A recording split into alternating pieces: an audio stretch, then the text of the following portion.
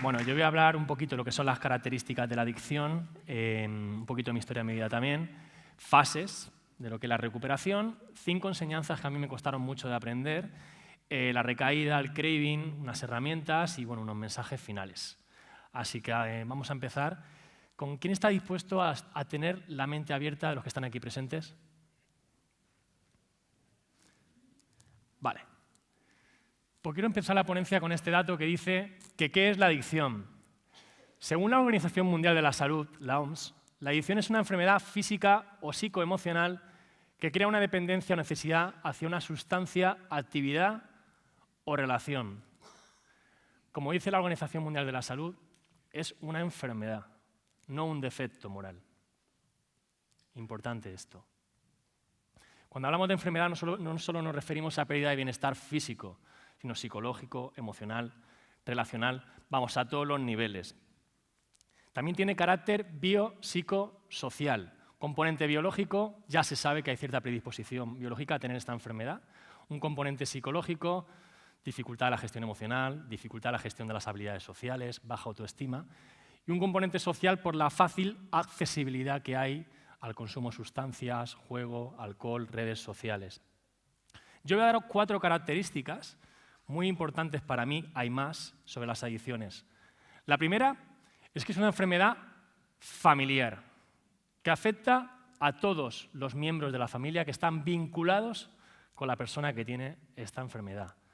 ¿Qué pasa con la familia? Que dejan de vivir su vida para vivir la vida del adicto o de la adicta, descuidando así sus necesidades más básicas. ¿Por qué? Porque viven controlando en todo momento lo que hace la persona que tiene la enfermedad. 2.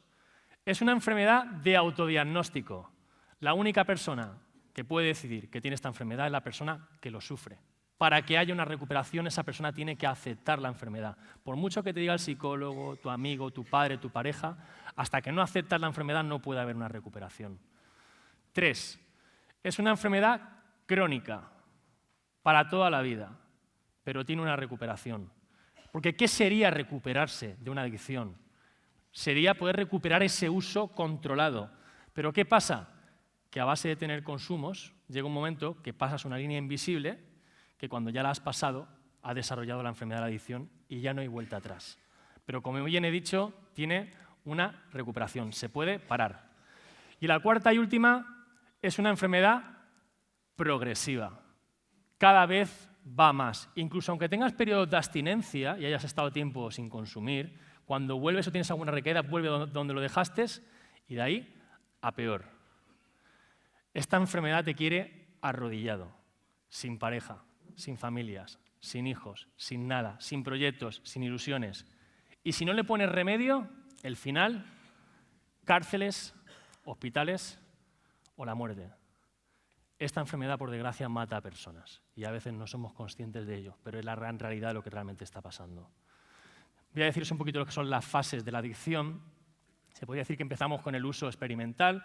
La persona empieza a tener consumos más o menos esporádicos, Nochevieja, algún momento en un cumpleaños. Luego pasaríamos al uso social, cuando ya pasamos a consumir o a beber o a jugar fines de semana, de una manera controlada, se podría decir, un uso más en un ámbito social. Y ya luego pasaríamos al abuso, donde realmente ya empiezas a tener problemas porque ya se te empieza a escapar del control el consumo. Se podría decir que ya no solo fines de semana, sino algún día entre semana, y ahí es donde empiezan a ver ya esas mentiras, esos ocultamientos, esos secretos, ¿no? Algo ya empieza a cambiar. Y ya el siguiente nivel es cuando ya desarrollas la dependencia a la sustancia o a la conducta.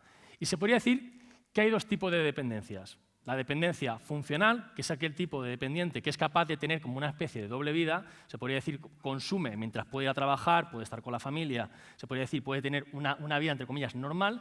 Y luego está el dependiente disfuncional, que es el que cuando consume apaga el teléfono, como el que dice, y desaparece. Y lo puede hacer en modo más atracones, se podría decir. Ahora voy a daros 4 palabras, para mí, que definen más o menos lo que es una adicción. Una de ellas sería obsesión. La persona vive y para el consumo. Está totalmente obsesionado por el consumo. La segunda palabra sería compulsividad. Una vez que empiezas ya no puedes parar. Vives en un estado de necesidad permanente. La tercera sería ingobernabilidad. Tu vida se vuelve totalmente caótica, donde todas las áreas de tu vida se quedan mermadas. La pareja, la familia, los hijos, los trabajos, las relaciones, todo se podría decir. Y la última sería esclavitud. No obstante, adicción viene del latín addictus, que hace referencia a una persona que estaba endeudada con su acreedor y para poder solventar esa deuda se tenía que entregar como esclavo toda la vida. Así que hablar de adicción es hablar de esclavitud. Son cadenas que te someten. Y bueno, ahora voy a poneros un ejemplo que sería el reloj biológico de un adicto cuando está en su fase final de la adicción. En el consumo concentran toda su energía. Ingobernabilidad. Medio comen, medio viven, medio trabajan, hasta que se despierta la obsesión por el consumo. ¿Dónde lo voy a hacer? ¿A quién voy a engañar? ¿Cuánto me voy a meter? ¿Dónde lo voy a hacer? ¿Con quién voy a estar? Una vez que se da ese consumo, se despierta la compulsividad. Ya no puedo parar. Y una vez que consigues parar, ira, culpa, frustración, malestar, y otra vez te dice lo mismo, ya no lo voy a hacer más, y otra vez vuelvo a medio comer, medio vivir, medio trabajar y medio todo. Y este se podría decir que es el reloj biológico de muerte de un adicto cuando está en su fase final de la adicción. Y esto no se tiene por qué dar un consumo diario, da igual que lo hagas cada 15 días o cada mes. Es el estilo de vida de una persona que tiene una adicción. ¿Cómo sería el reloj biológico de un familiar? Igual. Lo único que en el centro de la vida, en vez de estar el consumo, está el adicto o la adicta. Ahí es donde concentran toda su energía. Y viven igual, ingobernabilidad. Medio comen, medio viven, medio trabajan. Hasta que se despierta la obsesión, en vez de por el consumo, por el control. A ver si le quito el móvil, si le guardo el dinero, si le persigo, si voy detrás de él. Lógicamente se dan cuenta de que no lo consiguen. Y a ellos se les despierta una persecución compulsiva para que el adicto o la adicta deje de consumir. Tampoco lo consiguen y conectan con la misma ira, culpa y frustración por tener la sensación de que no pueden recuperar al ser querido. Y otra vez vuelven a medio comer, medio vivir, medio trabajar y medio todo. ¿Qué pasa con la familia? Que se produce lo que se llama un incremento de tolerancia emocional. Se van normalizando nuevas formas de abuso. Por eso para mí hay una palabra que realmente define lo que es esta enfermedad, que es cárcel. Es como si vivieras encarcelado y realmente no puedes salir. Por eso para mí el lema de la ponencia de hoy es objetivo, libertad. Creo que es importante entender que una persona que tiene una adicción, sobre todo lo que pierde es la libertad de poder elegir en su día a día, ¿no? Mi nombre es Javier Ortiz, soy coach, terapeuta intervencionista familiar en adicciones, pero antes de todo eso, yo también pasé por una adicción, yo también he vivido este calvario y sé perfectamente lo que se sufre. Ahora voy a compartiros un poquito de mi historia, lo que yo he pasado, lo que yo he vivido, cuáles han sido mis obstáculos. Bueno, yo nací en un ambiente familiar muy bueno, yo la verdad que, por cierto, está mi hermano aquí, agradecerle todo lo que ha hecho por mí, y tuve un ambiente muy bueno donde realmente mi familia me ayudó siempre muchísimo. Me crié con mis padres, que estaban juntos. En el colegio era un chico que estudiaba, era deportista. Y a los 16 años, lo que pasó que yo conocí una chica, bueno, a los 15, y a los 16 me dejó. ¿Qué pasó? Pues que ahí me partió el corazón. Estaba en una edad difícil y yo ahí fue donde empezó a desencadenarse lo que es mi adicción al juego. Empecé a ir a las maquinitas, a ir jugando poquito a poco. Le pedía dinero a mi madre o lo que yo iba consiguiendo por ahí, y ahí empecé a desarrollar la adicción. Pude pararlo, no tenía conciencia todavía del problema. Lo que pasa es que a los 18 o 19 años yo ya empiezo a iniciarme en el consumo de alcohol, de otras sustancias, y yo me voy dando cuenta que poco a poco yo cada vez soy más compulsivo y poquito a poco se me iba más de las manos. Y de los 18 a los 21 años yo tenía ya 3 años ahí donde cada vez mis consumos iban a peor. Los fines de semana salía, mis amigos iban a casa, yo era el último en irme. Claro, ¿por qué yo empiezo a consumir? Lógicamente yo era una persona que era muy insegura, con una autoestima muy baja y buscaba esa aceptación, ¿no? Yo realmente, fíjate, yo lo veía desde fuera y yo eso no lo quería, pero en esa búsqueda de aceptación elegí más mis amistades y ahí fue donde yo empecé a consumir. ¿Qué pasó? A los 21 años ya empecé a tener episodios bastante complicados, ¿no? Donde yo ya estaba un día y medio por ahí, desaparecido, mi padre buscándome.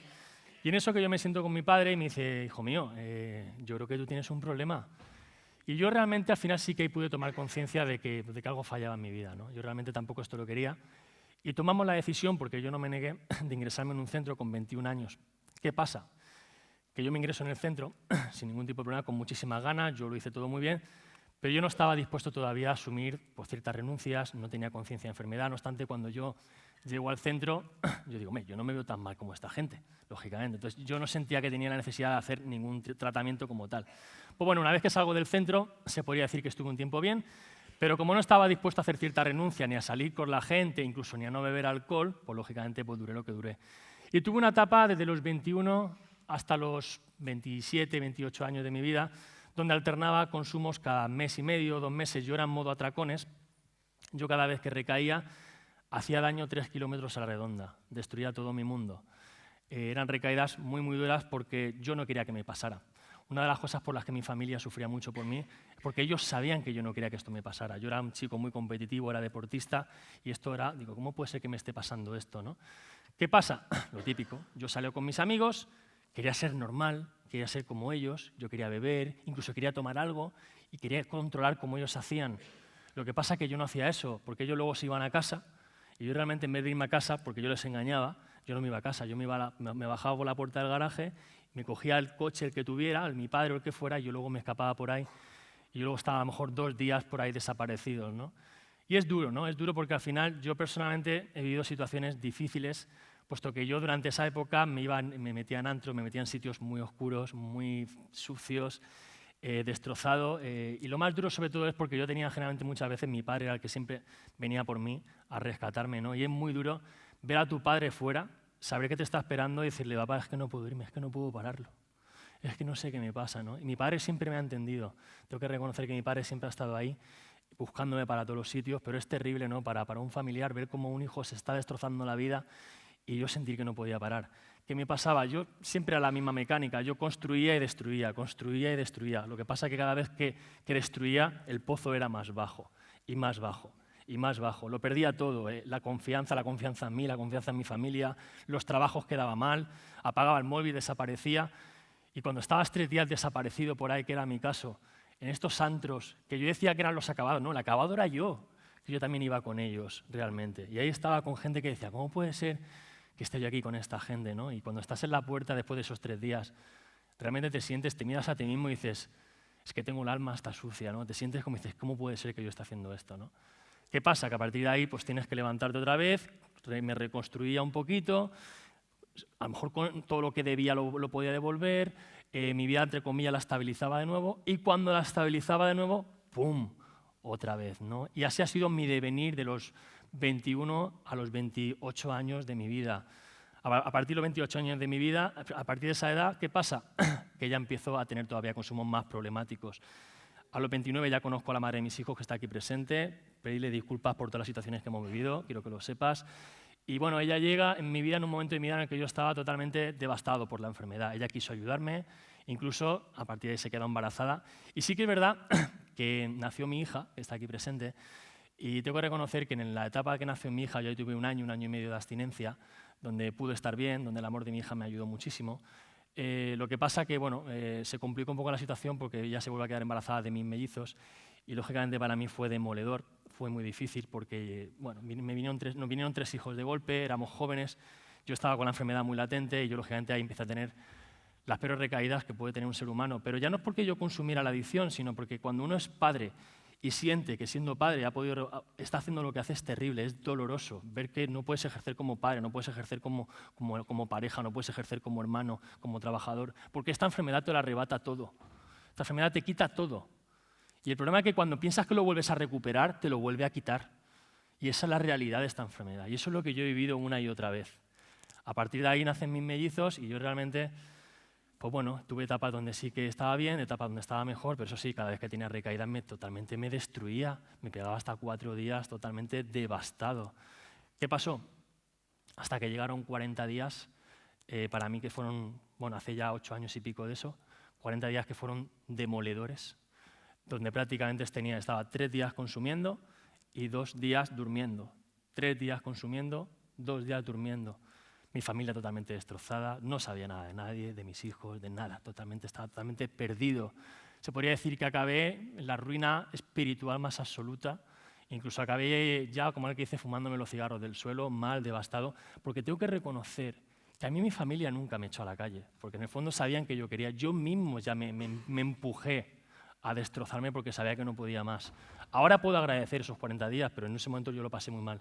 ¿Qué pasó? Que ya ese último día yo estaba ya en un banco sentado y, como no, mi padre, que siempre ha tenido fe en mí, buscándome por todos los sitios, pues bueno, tropiezo con él, me ve, hijo mío, ¿cómo estás? Digo, bueno, pues aquí estoy, que no puedo más, ¿no? Me subió a su coche, me llevó un momento a casa y me voy a llevar a un centro último donde yo estuve. Bueno, deciros que antes tuve una etapa donde también estuve en varios centros, salía y entraba, pero no me funcionó. Y bueno, ya me ingresó en el centro. Pero ¿qué pasa cuando llego al centro? Que yo no lo tenía claro. Yo tenía la enfermedad totalmente despierta, yo quería consumir, yo no tenía claro que recuperarme, no tenía ningún tipo de motivación, yo estaba totalmente devastado por esta enfermedad y lo notaron, en el centro lo notaron. ¿Qué hicieron en el centro? Pues llamaron a mi padre. Decía, Ezequiel, tu hijo se quiere ir, la quiere liar otra vez, lo estamos viendo. Entonces, ¿qué hizo mi padre? Pues mi padre tuvo la maravillosa idea pues, de llevarme a mi hija, que mi hija tenía 3 años y medio. Y bueno, mi hija llega al centro, ella, no sé si se acordará, fue un momento para mí muy importante, porque mi hija me llega, se puso a hablar conmigo, dice, papá, se sentó aquí conmigo y me dijo, papá, yo no quiero que te mueras, ¿no? Y bueno, fue a partir de ahí donde realmente cambió todo. Y bueno, como está aquí Miriam, quiero que vengas un segundín, ya que estás por aquí, por favor.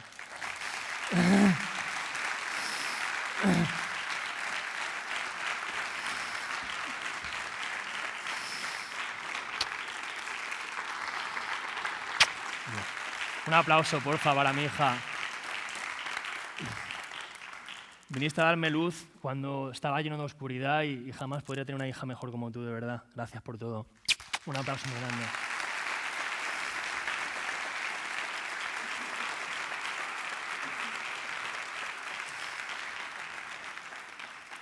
Tengo que reconocer que el amor de mi hija a mí me salvó la vida.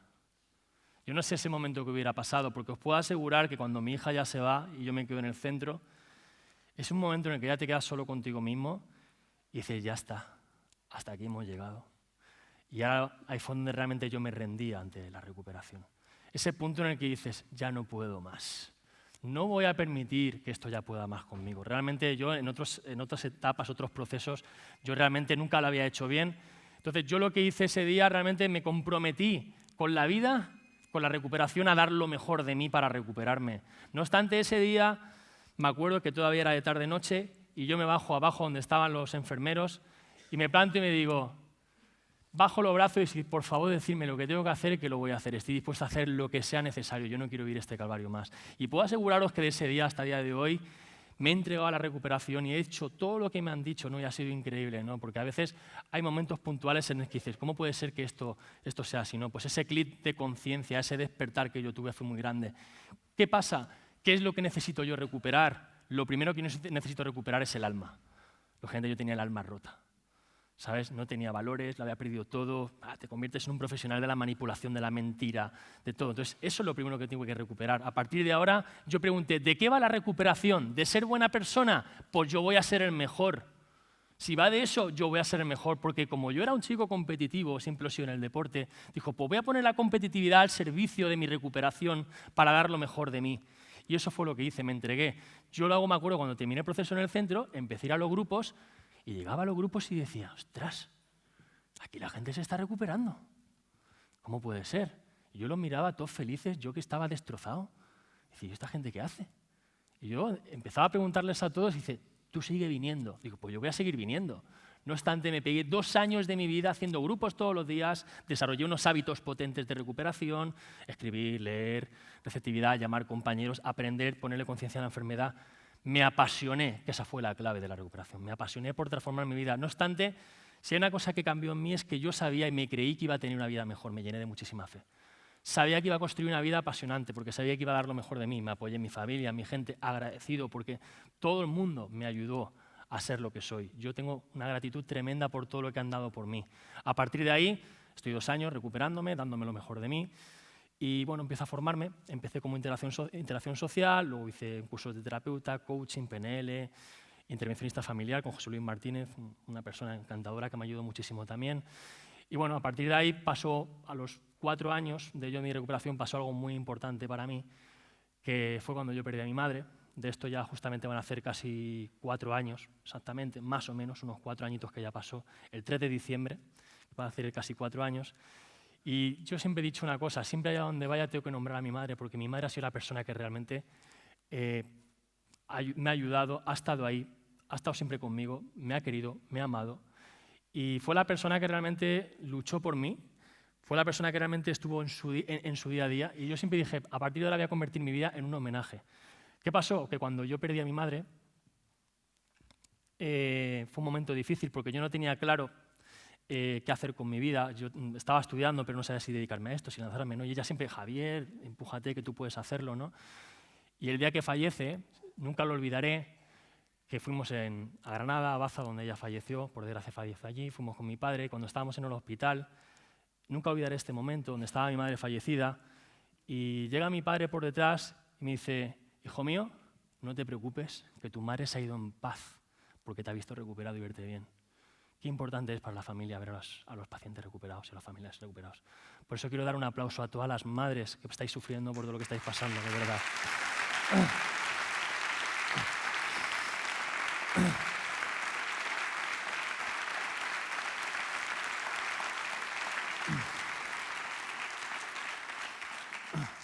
Bueno, a partir de ahí, fallece mi madre, momento difícil, mi hermano está aquí, que me ayudó como siempre muchísimo, de verdad.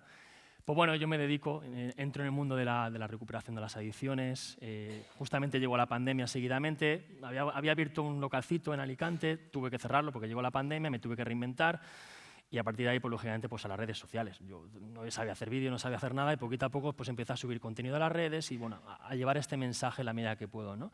Como hasta el día de hoy que me he dedicado a esto y bueno, me siento tremendamente agradecido hasta el día de hoy. Han sido 4 años maravillosos. Y bueno, dicho esto, ahora voy a hablaros un poquito de lo que son las 5 enseñanzas que a mí me han costado mucho de aprender, porque para mí creo que son muy importantes. Y vamos a empezar con ellas. La primera sería la rendición. Y palabra muy importante en la recuperación de las adicciones. A lo que te resistes persiste y a lo que aceptas transforma. La rendición es la máxima expresión de la aceptación.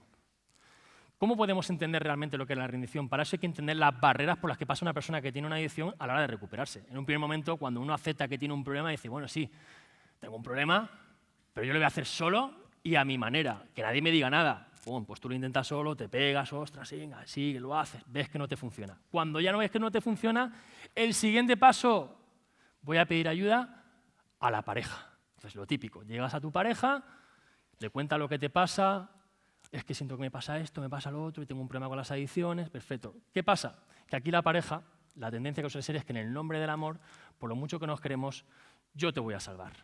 ¿Qué pasa con esto? Esto es como postularse a socorrista y resulta que cuando me voy a tirar al agua, pues no sé nadar. Con lo que se hunde el adicto, tanto la pareja. Por eso hay que entender que hay que pedir ayuda siempre profesional. Cuando vemos que no funciona con la pareja, pues me voy con la familia. Y con la familia igual. El problema que hay con la familia, o los padres, producto del estigma que hay con esta enfermedad, generalmente les cuesta muchísimo pedir ayuda. Entonces suelen llevarlo como en secreto. Y como decía mi mentor, a mayor secreto, mayor enfermedad. Cuando ya vemos que no funciona, siguiente paso, vamos a pedir ayuda a un profesional, a una asociación, a algún psicólogo. Y es cuando ya das el siguiente paso. Sí, yo pido ayuda, pero yo lo voy a seguir haciendo a mi manera. Entonces, ¿qué pasa? Llegas a la asociación y vas con ese punto de rebeldía donde haces un poquito de caso, pero tú sigues teniendo la cabeza que lo quieres hacer a tu manera. Y ya después de mucho sufrimiento, cuando ya estás cansado de sufrir, harto de estar harto, de ver que no pueden más, decir que ya, por favor, me saquen de aquí, es cuando ya por fin bajan los brazos, saca la bandera blanca y que te digan, dime lo que tengo que hacer y hacerlo. Y es ahí donde por fin consigues rendirte hasta ante la recuperación. En las adicciones el querer no es poder, el querer sí, pero necesitas herramientas. Y esto no se trata de fuerza de voluntad, sino de buena voluntad, que es hacer lo que necesito y no lo que yo quiero. Y eso cuesta mucho de aprender. Siguiente aprendizaje. Renuncias. Bueno, importante, una vez que ya me he rendido, el primer paso que tienes que hacer es, pues tengo que renunciar a cosas, lógicamente, pues si sigo haciendo lo mismo, me va a pasar lo mismo. Personas, uno tiene que cambiar su entorno. Si vas con 5 patos, serás un sexto pato. Si vas con 5 mediocres, vas a ser un sexto mediocre. Si vas con 5 infieles, serás un sexto infiel. ¿Qué pasa si vas con 5 personas que sean consumidoras, aunque sean socialmente? Pues que al final vas a acabar consumiendo. Con el problema de que ellos se van a ir a casa y tú te vas a destrozar la vida. Y siempre me dicen, Javi, ¿y tengo que cambiar yo mi entorno? Pues sí, cambia tu entorno. Ves con personas que realmente, estando donde tú estás, construye una vida extraordinaria. Cuando te hayas recuperado, vas a tus amigos de toda la vida y les muestras dónde está el camino, porque esto funciona por atracción. Igual que los lugares. Uno no puede querer dejar de fumar y irse de fiesta al estanco todos los días. Igual que si tienes un problema de alcohol, ¿qué haces en un bar? O si tienes un problema de juego, uno tiene que saber qué lugares por donde uno tiene que frecuentar. No se le pueden hacer pulsos a la enfermedad porque lo vas a acabar perdiendo tarde o temprano.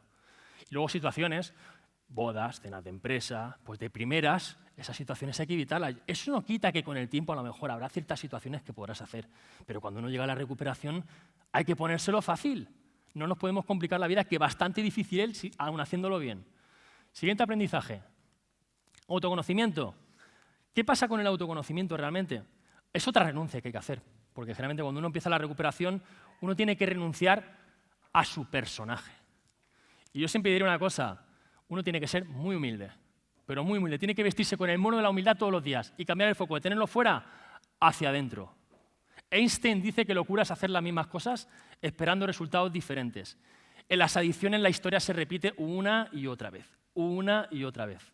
Luego, por otro lado, hay que ser muy consciente en todo momento de lo que te pasa. La diferencia entre vivir días y consumir días está en la consciencia.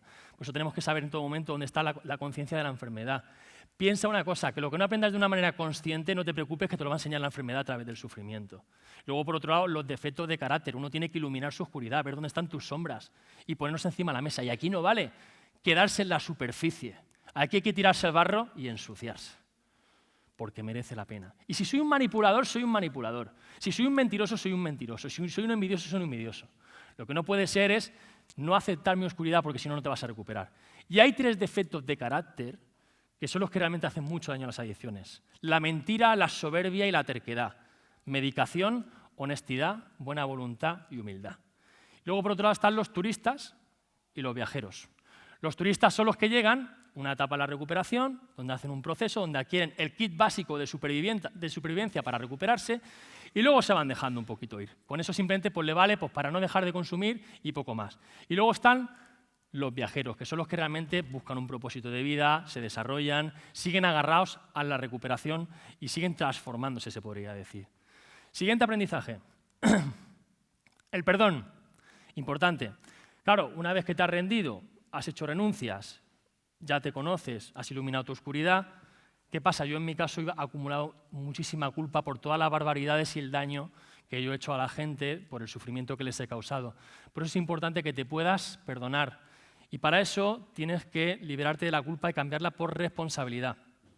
Y asumir tu parte de responsabilidad en todo momento de lo que estás haciendo. Una vez que tú te perdonas y realmente entiendes, lo bueno de perdonarte es que al final vas a poder entender mucho mejor la oscuridad de otro. Podrás entender que la otra persona hace lo que puede en función del nivel de conciencia donde se encuentra. Por eso es importante poder perdonarse sí o sí. Y el siguiente y último aprendizaje, propósito de vida. Hay 3 momentos muy importantes en la recuperación de las adicciones. El primero es cuando tú aceptas que tienes el problema, te das cuenta y dices, oye, algo me pasa. El segundo es cuando te rindes, cuando bajas los brazos y dices, dime qué puedo hacer. Y hay un tercero, que es cuando tienes un para qué poderoso en esta vida. Viktor Frankl decía en El hombre en busca de sentido que las personas que se encontraban en el campo de concentración nazi y tenían familiares fuera o algo por qué luchar fuera, sobrevivían y los que no, morían. ¿Qué quiere decir con esto? Que cuando tienes un porqué y un para qué encontrarás el cómo. ¿Qué pasa en las adicciones? Que piensa que una vez que tú sacas la enfermedad de ti, una parte de ti se muere porque ha convivido contigo. Entonces, la mejor manera de poder atravesar ese duelo, ese vacío, ese momento difícil es desarrollar ese propósito de vida, ese sentido, algo que te ilusione por la mañana. Eso es importantísimo para desarrollar. Pensar que cuando ya vives en propósito, yo, por ejemplo, me levanto por las mañanas y ya no siento que voy a trabajar, yo voy a cumplir mi misión. Ya no tienes envidia por lo que tienen los demás, realmente tampoco tienes pereza a la hora de hacer las cosas. Y para mí hay un cambio de creencia que a mí me ayudó muchísimo, que a partir de ahora ya para mí ser millonario no es tener 1 millón de euros en el banco, para mí ser millonario es poder crear un impacto en 1 millón de personas. Bueno, voy a hablaros un poquito de lo que son las fases de la recuperación. Importante, la fase de la recuperación la voy a extrapolar también un poco a las familiares, ¿vale? Tanto para el adicto, la adicta, como la familia. El primer paso sería desintoxicación. Bueno, generalmente cuando una persona ya se rinde, el primer paso de la desintoxicación tiene que hacer un proceso donde a lo mejor necesita pasar ese síndrome de abstinencia, un proceso hospitalario, o a lo mejor necesita una ayuda farmacológica. Y es importante que ese paso se dé, porque a lo mejor de casa puede ser peligroso, sobre todo en tema de alcoholismo u otro tipo de adicciones. Y en el caso de la familia, con el adicto o con la adicta igual, también tiene que entender que se tiene que desintoxicar, porque lógicamente ha habido un enganche, ha habido una adicción, también se crea una adicción con la persona que tiene la enfermedad. Siguiente paso sería la deshabituación. Lógicamente hay que romper con los hábitos destructivos que la enfermedad nos ha dejado y empezar a desarrollar hábitos que nos van a llevar luego muy lejos, sobre todo hábitos terapéuticos. Te tienes que iniciar con la terapia, la escritura, la lectura, la meditación, una serie de cosas, una serie de hábitos que te van a llevar muy lejos. Y que cuesta porque, claro, has vivido la ingobernabilidad. Entonces tienes que levantarte una hora, acostarte una hora y ser siempre muy constante en eso. Igual que la familia tiene que empezar a recuperar los hábitos que había perdido producto de estar persiguiendo siempre la vida de la persona que tiene la adicción. Oye, pues ir con las amigas, volver a ir a bailar, ir al gimnasio, todo eso que se pierde también hay que recuperarlo. Siguiente paso, rehabilitación. A mí este paso me gusta más llamarlo la transformación personal, porque yo creo que aquí es el punto donde realmente ya una vez que te has iniciado un poco la terapia, ya llevas cierto tiempo de recuperación, pues dices, che, pues yo ahora, a partir de ahora tengo que hacer ya algo importante, ¿no? Y aquí tengo un iceberg donde yo más o menos explico un poquito el trabajo que necesita una persona que tiene la adicción. Como podéis ver, el consumo sería la punta del iceberg, lo que es el motor que empuja ese consumo en la compulsión y la obsesión, y qué hay realmente debajo que te empuja a consumir. Pues empezamos con la gestión emocional, emociones como el miedo, la ira, la culpa, el resentimiento, los desamores. Todas esas emociones que son tan potentes son complicadas de gestionar. Baja tolerancia a la frustración. Los adictos o las adictas no sabemos sufrir, entonces tenemos que aprender a practicar la aceptación. Gestión del estrés. Por eso no hay que tener mucha prisa con meternos en trabajos muy duros, porque a lo mejor el estrés puede ser problemático a la hora de gestionarlo. Bajamos para abajo, baja autoestima. Generalmente las personas que hemos vivido una adicción, cuando empezamos la recuperación, no nos queremos nada. Venimos con la autoestima totalmente destrozada. Estamos totalmente en ruinas, ¿no? Y necesitamos mucho cariño, necesitamos mucho amor. Y ese es el momento donde realmente, si esa persona se está recuperando, es cuando no hay que decirle nada, porque bastante culpa tiene la persona que se está recuperando de todo el daño que se ha podido hacer y ha hecho. Siguiente paso sería creencias y pensamientos limitantes. Hasta las mejores ideas te llevaron a consumir. Por eso es importante reprogramar tu mente, transformar esas creencias limitantes en creencias potenciadoras y realmente cambiar la manera de pensar. Y esto se va a tardar, lógicamente, si he estado 15, 20 o 25 años pensando de una manera, eso no se va a cambiar de la noche a la mañana, lógicamente. Siguiente paso, pérdida de valores e identidad. Uno no puede recuperarse llevando dobles vidas, a partir de ahora uno ya no puede estar con la mentira, con la manipulación, no puedes recuperarse desde ahí, ¿vale? Y ya luego, bajando un poquito más para abajo, el vacío o la insatisfacción. Esta es la parte más complicada, cuando es un trabajo te acabas dando cuenta, oye, ¿qué me está pasando, no? Ese punto de insatisfacción y ese punto de vacío que uno por el que pasa a la hora de recuperarse, ¿no? Y luego también están los traumas, que te empujan también a consumir, y los defectos de carácter que hay que iluminarlos también, que no están puestos aquí. Y el siguiente paso sería la reinserción, que a mí me gusta más llamarlo, misión, propósito, servicio, como se le quiera llamar, ¿no? Porque una vez con la nueva persona que yo soy ahora, con la nueva persona con la que me he reconstruido y me he transformado, ahora qué quiero hacer yo con mi vida, ¿no? Y es importante que aprovechemos ese momento de transformación para, ya que estamos, construir una vida que nos apasione. Porque en la medida que construyamos una vida que nos apasione, más lejos vamos a estar del consumo. Yo no recomiendo volver si la vida donde yo estaba yo no era nada feliz, no recomiendo volver ahí, porque a lo mejor estaré más cerca de poder realmente estar cerca de lo que es el consumo, una recaída. Bueno, siguiente, craving. El craving es el deseo irrefrenable por consumir. Esta es la palabra que me gusta ponerla porque al final es lo que sufrimos, los que hemos pasado por una adicción, es las ganas de tomar. Ese punto de ganas de tomar donde llegan y dices, che, tú, tengo una gana de tomar que no veas, ¿no? ¿Qué pasa? Que con el tiempo uno la va identificando de una manera y de otra. Al principio es importante entender que hay diferentes tipos de ganas de tomar. Esto es la gana de tomar directas y la gana de tomar indirectas. Las ganas de tomar directas pues, son las que te llegan y las ves y dices, pues tengo ganas de consumir y no hay más. Y las ganas de tomar indirectas son las que vienen a través de emociones, de malestar, de insatisfacción, de desidia, de dejadez, de pereza. Hay una serie de indicadores que te están diciendo que la enfermedad la tienes cerquita. Y ahí es donde hay que hacer un trabajo importante para identificar eso, porque el problema es que cuando una persona se recupera de una adicción, el colchón que tiene es muy pequeñito. Por eso es muy importante identificar realmente qué es lo que te empuja a consumir para poder anticiparte y rescatarte en los malos momentos. ¿Cómo uno tiene que gestionar el craving? Sobre todo normalizar. Che, si soy adicto, pues es normal que me vengan estos deseos. No hay que asustarse. Luego voy a dar una caja de herramientas de cómo superarlos. Y luego trabajar lo que me está pasando, porque si tengo deseos de consumo recurrentes es que algo no estoy haciendo bien, ¿vale? Siguiente. Caja de herramientas. Ahora voy a daros 5 herramientas, que yo creo que hay muchas más, pero voy a daros 5, por poneros 5 que para mí creo que son las que más suelo utilizar yo, que van bastante bien. La del solo por hoy. Sobre todo cuando uno empieza la recuperación. Cuando uno llega a la recuperación, que no tiene claro recuperarse, que dice, che, esto lo tengo que dejar para toda la vida, hay una montaña ahí muy alta, el solo por hoy es una muy buena herramienta, porque solo por hoy, pase lo que pase, no voy a consumir. Solo por este momento, solo por esta hora. ¿Qué implica esta herramienta? Que yo cada 24 horas tengo que renovar mi compromiso con la recuperación.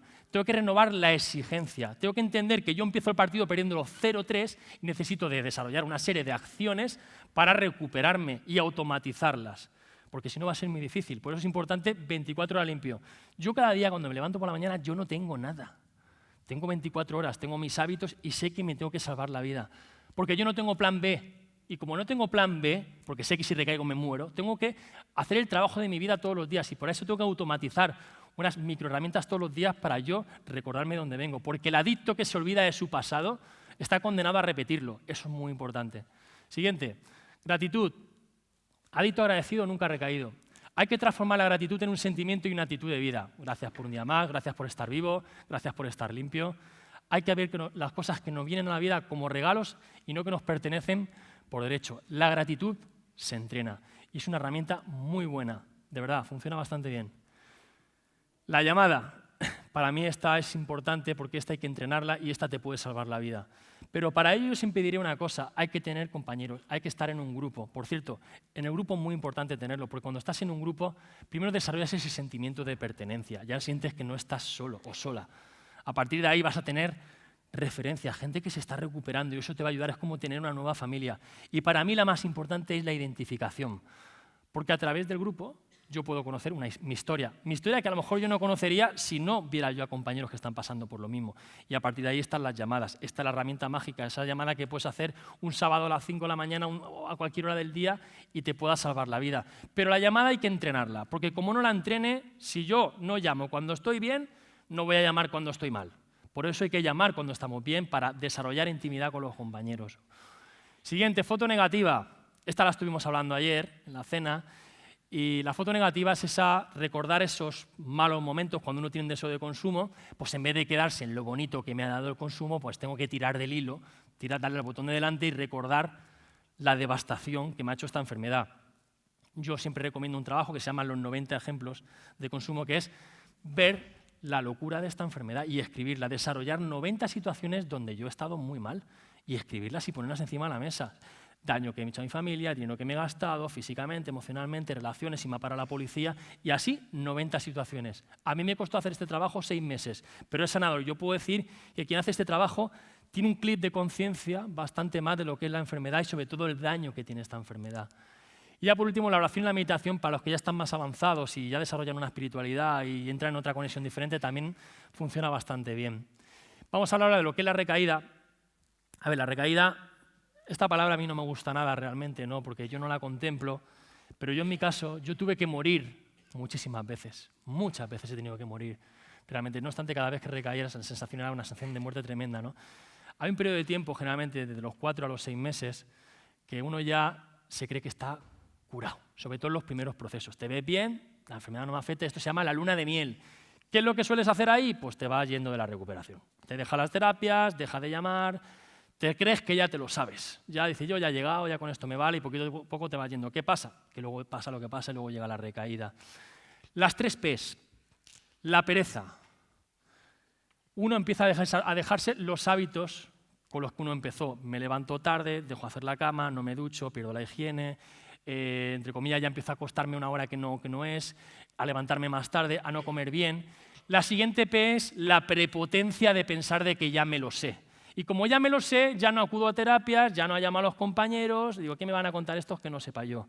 Y luego la siguiente P sería la de las prisas. Empiezo a llevar dinero, empiezo a meterme en relaciones que me van a hacer daño, empiezo a ir con gente problemática otra vez, y el siguiente paso, empiezo ya otra vez con pequeñas mentiras, pequeños ocultamientos, pequeños secretos, empiezo a conectar con el sufrimiento, no lo comparto, empiezo a apretar puños y una mañana me levanto, voy a coger el coche, me voy a ir a trabajar y en vez de ir a trabajar se me gira el volante a la puerta del camello y dices, ¿cómo puede ser que esté yo aquí?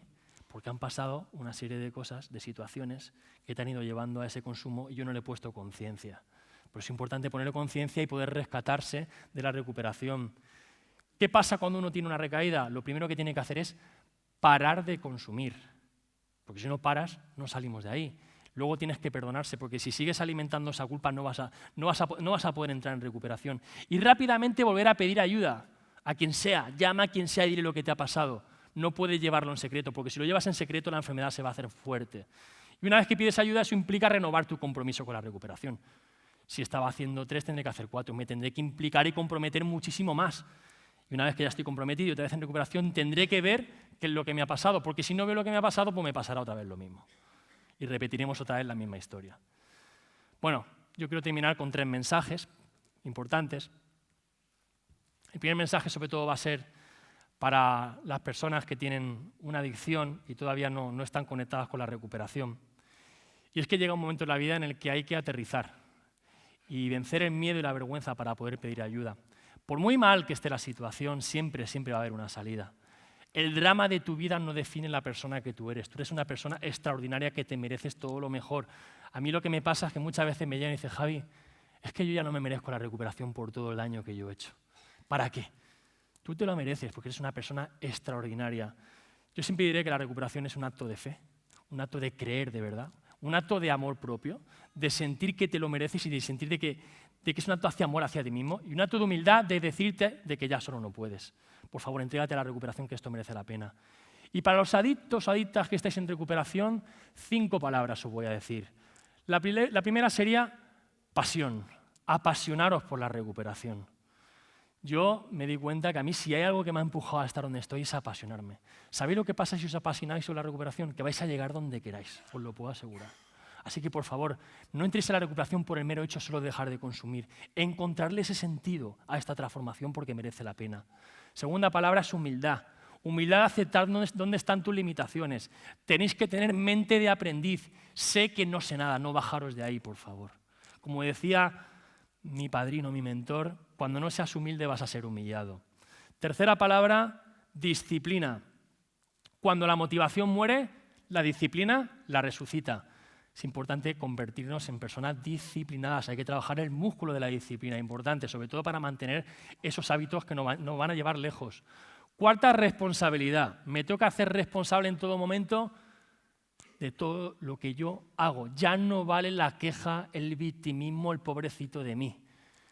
¿Sabes lo que pasa cuando asumes el poder de las cosas? Es que puedes cambiar tu vida de verdad. Y entonces pasas de víctima a protagonista en tu vida. Y ya no te quiero contar nada si pasas de protagonista a héroe y desarrollas una misión, te entregas en tu servicio, encuentras una ilusión en tu vida y puedes entregarte al servicio de los demás. Porque recuerda una cosa, que si no das lo que tienes, puedes perderlo. Por eso yo siempre diré que la quinta palabra es el servicio, que podáis entregaros a la gente, que una parte de vosotros la podéis dar, porque merece la pena. Un mensaje para las familias. Bueno, deciros, para los familiares que estáis teniendo ahora mismo a un ser querido sufriendo, que pidáis ayuda. No hay que esperar a que esté todo reventado.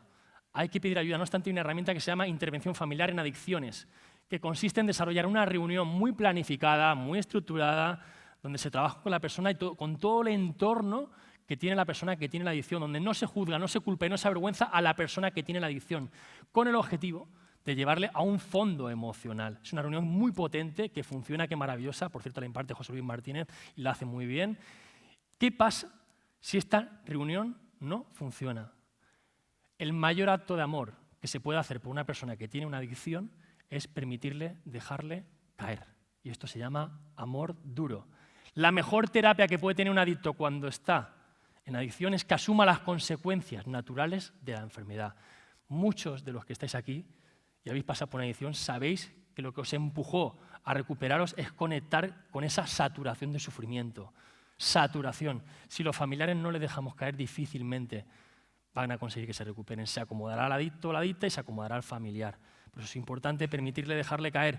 Y si que hay que negarle la entrada a casa, se le niega. Lo que pasa muchas veces es que a lo mejor una parte de la familia lo echa a la calle y otra parte le abre la puerta por detrás. Y así tampoco funciona. Hay que alinearse. Luego, para los familiares que sí estáis en recuperación y tenéis a vuestros seres queridos, invitaros a que sigáis alineados en el proceso de recuperación, porque merece la pena entender y saber identificar cuándo habla la enfermedad y cuándo habla la persona en sí, ¿no? Hay que saber sacar la enfermedad de la persona, entender todo lo que sea satisfacción inmediata, la adicción, todo lo que requiera un compromiso y un sacrificio, es la persona en sí. Y ya luego, por último, quiero mandaros un mensaje de agradecimiento por estar yo aquí. Yo hace 8 años estaba fumándome los cigarros del suelo y hoy puedo estar aquí. Estoy tremendamente agradecido por poder llevar este mensaje de recuperación. Tener una adicción es un calvario por el que nadie querría pasar. Pero esto a su vez implica un desafío muy potente. ¿Qué pasa con los desafíos? Que tiene un componente emocional que es la superación. No es lo que superas, sino lo que te conviertes tú para superar la adicción. No obstante, la adicción es la única enfermedad que si te recuperas, te quedas mejor de lo que estabas. Porque las personas que se recuperan de adicción son personas humanizadas, bondadosas, compasivas. Los adictos recuperados somos personas maravillosas, se lo puedo asegurar. Por eso yo siempre diré que en mis últimos momentos de medición estaba totalmente destrozado y acabé totalmente hecho polvo. Yo me arrodillaba para pedirle dinero a la gente y ahora me arrodillo ante Dios para darle las gracias por estar aquí, por hacer su voluntad. Por eso estoy convencido de que muchos de todos vosotros tenéis una historia de superación que poder contar y llevarla, ¿no? Y me gusta terminar siempre con este mensaje que dice que algún día contarás la historia de cómo saliste adelante y será la guía de superación para otra persona. Muchísimas gracias, un placer de verdad con todos vosotros.